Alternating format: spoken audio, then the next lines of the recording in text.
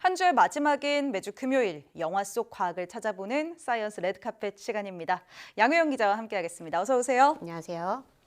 네, 오늘은 어떤 영화에 대해서 또 금요일에 이야기 나눠볼까요? 네, 현재 극장가는 사실상 파묘 돌풍을 일고 있다. 그렇죠. 이렇게 볼 수 네. 있죠. 하지만 그 속에서도 매니아들의 전폭적인 지지를 받으면서 100만 명을 돌파한 영화 듄2를 준비했습니다. 네, 파묘는 정말 흥행작이 됐고 듄2는 차차 입소문이 계속 나는 것 같아요. 특히 첫 번째 편을 봤던 그 마니아층의 지지가 상당합니다. 네, 맞아요.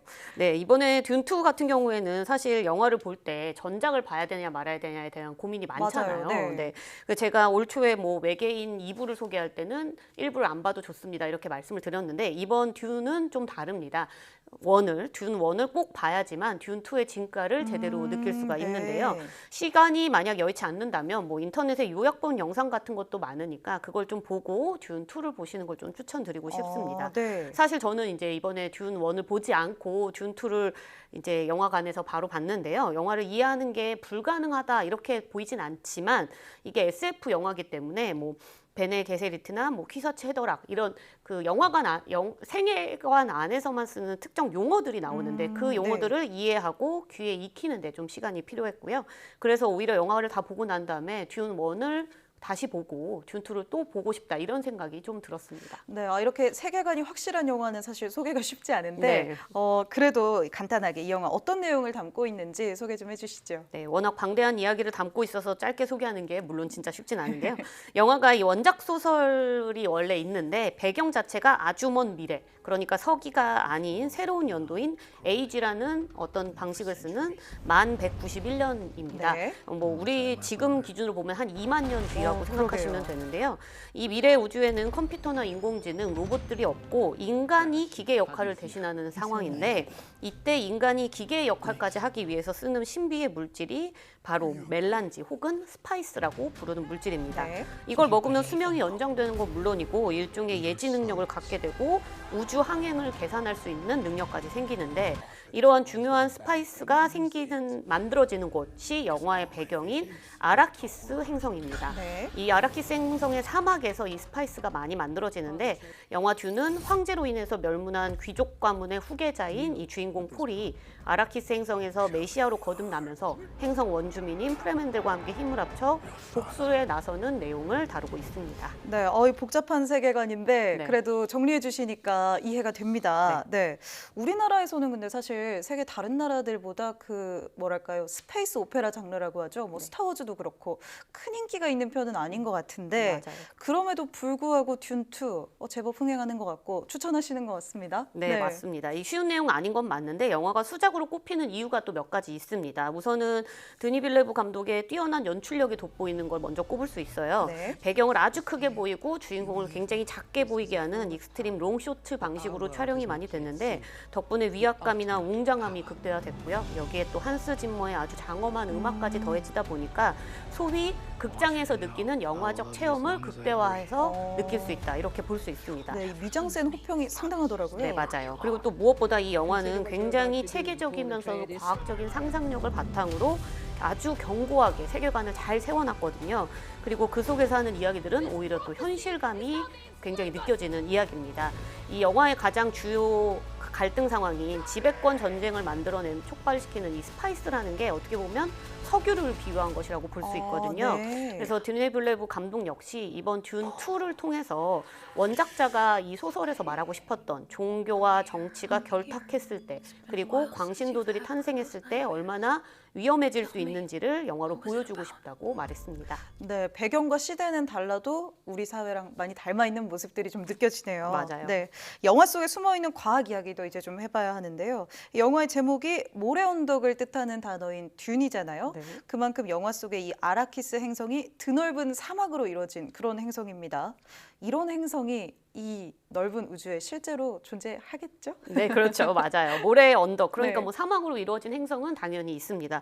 가장 가깝게 찾아보면 화성을 찾을 수 있는데요. 네. 이 화성도 굉장히 모래로 많이 이루어져 있거든요. 유럽 우주국 2사의 무인 화성 탐사선 마스 익스프레스가 최근에 이 화성에서 촬영한 아주 드넓은 모래 언덕 사진을 공개했습니다.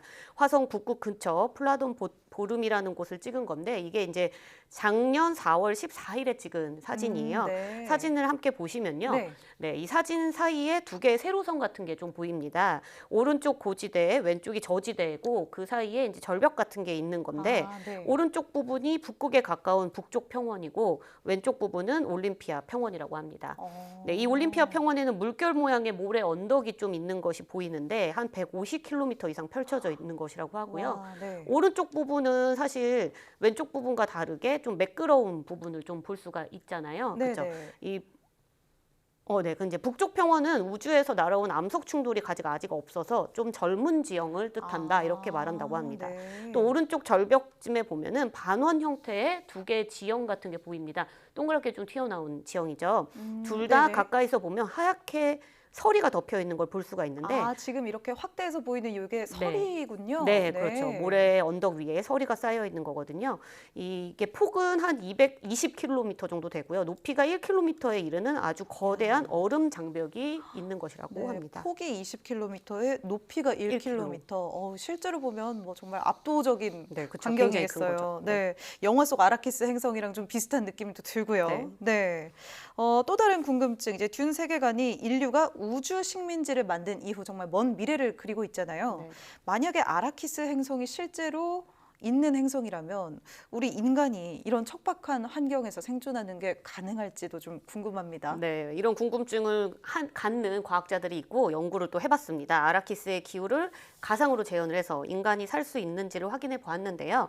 영국 브리스톨 대학이랑 세필드 대학 연구진이 원작 소설과 또 듄 백과사전이라는 또 책이 있는데 그 책 설정들을 바탕으로 아라키스 행성의 지형, 기후, 대기 등을 가상으로 구현을 했습니다. 네. 이 슈퍼컴퓨터에 각각의 자료를 입력을 해서 3주 동안 행성 기후를 모사한 건데요. 그 결과 아라키스 행성이 사람이 살만한 행성으로 나왔습니다. 네. 영화에서 척박하다고 표현된 이 아라키스의 열대 지방이 오히려 습도가 적어서 살기 좋은 지역인 걸로 나왔고요. 네. 이 책에서는 아라키스 행성에서 모래 언덕의 평균 높이가 한 100m에 이른다라고 설정이 돼 있는데 실제로 기후 시뮬레이션을 돌려보니까 네. 열대 지방이나 중인도 지역에서 무려 250m에 달하는 모래 언덕이 만들어질 수 있는 것까지 확인을 했습니다. 야, 그러니까 정말 꼼꼼한 상상력을 기반으로 실제로 구현까지 해본 네. 정말 신기합니다. SF 영화의 장점은 이런 것 같아요. 결국에는 새로운 기술 발전의 계기가 되어주는 것 같기도 한데요. SF 소설의 시초잖아요, 듄이. 네. 또 작품 속에 이 설정이 실제 기술 개발로 이어진 사례들도 이미 좀 있을 것 같은데 어떤가요? 네, 맞습니다. 이 원작자인 프랭크 허버트는 사실 기자일 당시에 사막화에 관련된 내용을 취재를 하다가 영감을 얻어서 이 소설 듄을 썼다고 하는데요. 그래서 이 듄은 SF로는 처음으로 환경과 생태학을 다룬 작품으로 평가되고 있고 당연히 작품 속의 다양한 설정들을 기술 개발로 이어지는 시도들도 이어지고 있습니다.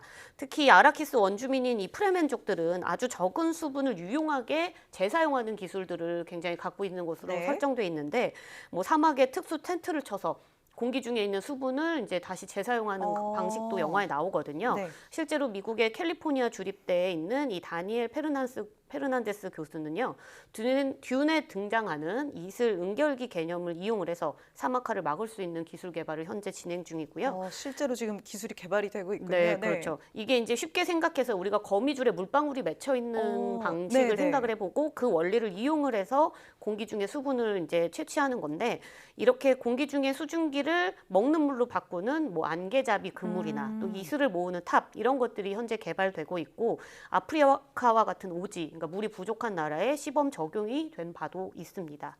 또 몸에서 나는 수분을 재활용하는 영화 속 사막복 이 옷이 굉장히 개발을 해보려는 시도들이 많이 네. 진행이 되고 있는데 뭐 각종 필터, 열 교환 장치, 뭐 쿨링 시스템, 뭐 정수 처리 장치들 같은 것들을 옷 안에 한 번에 넣어야 되다 보니까 실제로 개발에 성공한 사례는 아직은 없다고 합니다.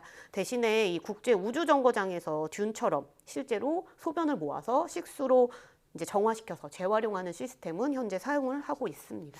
네, 뭐 달에도 무인 탐사선이 착륙하더니 이러다가 화성에 진짜 유인 탐사선이 갈 날도 머지 않은 것 같습니다. 네, 오늘 듄 시리즈 이야기 해봤습니다. 원, 투 꼭 정주행 한번 해봐야 되겠네요. 네, 사이언스 레드카펫 양혜영 기자였습니다. 고맙습니다.